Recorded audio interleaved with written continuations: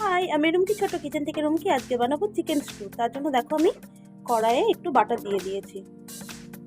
দেখো কড়া গরম হয়ে গেছে। এবার আমি এখানে রসুন কুচি, আদা কুচি আর লঙ্কা কুচি নিয়েছি, দিয়ে দেবো। একটা মাঝের সাইজে পেঁয়াজ কিউব করে নিয়েছি, দিয়ে দেবো। হালকা একটু নাড়াচাড়া করে নেব। আমি কয়েকটা সবজি লম্বা লম্বা করে কেটে নিয়েছি, বিনস, পেঁপে, গাজর আর আলু দিয়ে দেবো। লবণ দিয়ে হালকা ভাজা করে নেব। হালকা ভাজা ভাজা করে নিয়েছি। এবার চিকেনের টুকরোগুলো দিয়ে দেবো। চিকেনের টুকরোগুলো দিয়ে আমি একটু ভাজা ভাজা করে নেব।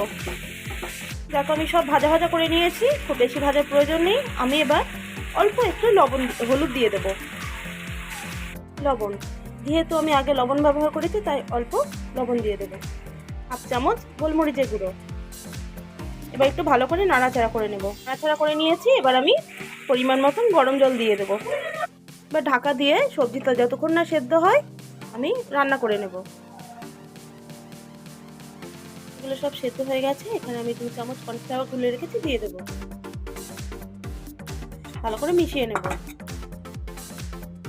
নিয়েছি আরও ঢাকা দিয়ে আরও 2 মিনিট ফুটিয়ে নেব।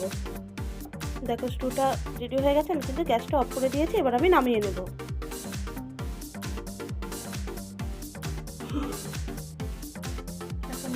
নিয়েছি বাটিতে।